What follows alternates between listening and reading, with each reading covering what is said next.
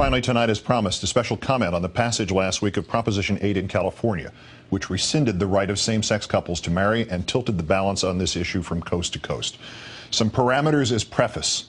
This isn't about yelling, and this isn't about politics, and this isn't really just about Prop 8.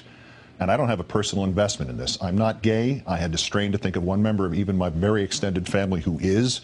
I have no personal stories of close friends or colleagues fighting prejudice that still pervades their lives. And yet, to me, this vote is horrible. Horrible. Because this isn't about yelling, and this isn't about politics. This is about the human heart. And if that sounds corny, so be it. If you voted for this proposition, or you support those who did, or the sentiment they expressed, I have some questions, because truly, I do not understand. Why does this matter to you? What is it to you? In a time of impermanence and fly-by-night relationships, these people over here want the same chance at permanence and happiness that is your option. They don't want to deny you yours. They don't want to take anything away from you.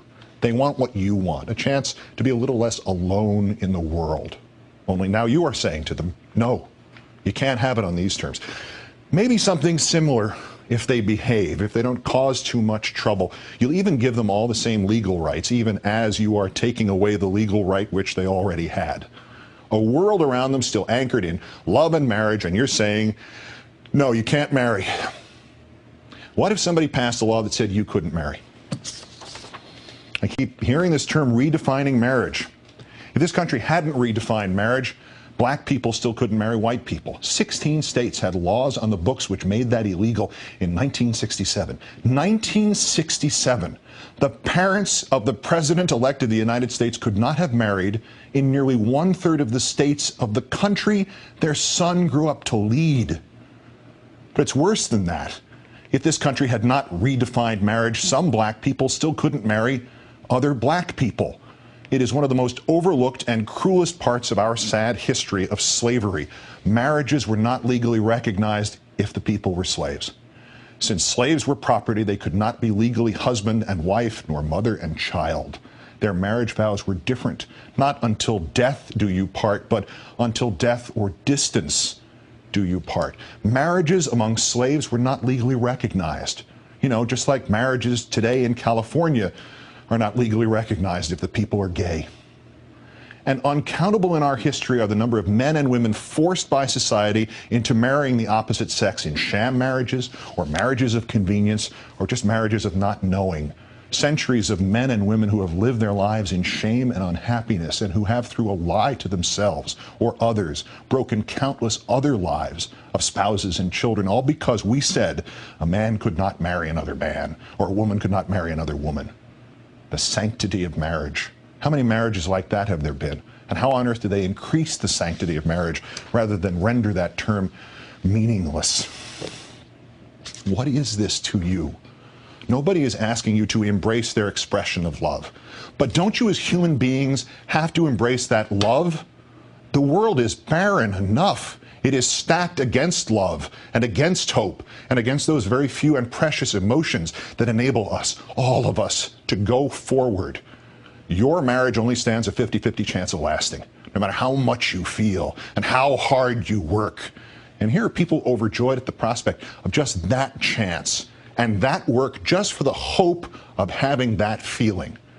With so much hate in the world, with so much meaningless division and people pitted against each other for no good reason, this is what your religion tells you to do?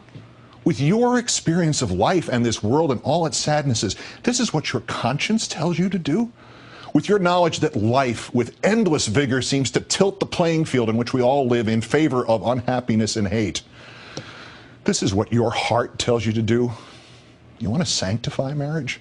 You want to honor your God and the universal love you believe he represents? Then spread happiness, this tiny symbolic, semantical grain of happiness. Share it with all those who seek it.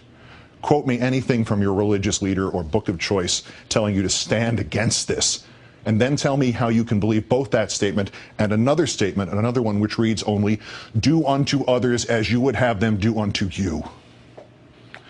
You are asked now by your country, perhaps by your Creator, to stand on one side or another. You are asked now to stand not on a question of politics, not a question of religion, not on a question of gay or straight. You are asked now to stand on a question of love. All you need to do is stand and let the tiny ember of love meet its own fate. You don't have to help it. You don't have to applaud it. You don't have to fight for it. Just don't put it out. Just don't extinguish it. Because while it may at first look like that love is between two people you don't know and you don't understand and maybe you don't even want to know, that love is in fact the ember of your love for your fellow person. Just because this is the only world we have and the other guy counts too.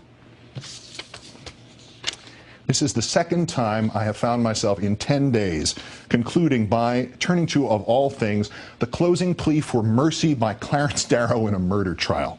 But what he said fits what is really at the heart of all of this. He said, I was reading last night of the aspiration of the old Persian poet Omar Khayyam. This is what he told the judge. It appealed to me as the highest that I can vision. I wish it was in my heart. I wish it was in the hearts of all. So I be written in the book of love. I do not care about that book above. Erase my name or write it as you will. So I be written in the book of love.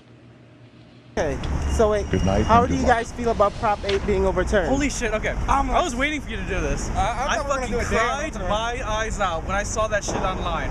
Tears are coming down. I called Joseph. I'm not a pussy like him. I was like, fuck yeah. Fuck you, bitch. Yeah, Texas to follow California. So seriously. We need to. Yeah, let's go. I called Joseph. I told Joseph in Cali. Walking interview. I told Joseph in California, I'm like, bitch, the gay people can get married now. I'm gonna be on fucking gay as hell. We should totally go to California next year. Oh, I know. I don't want to get married. I just want to go now.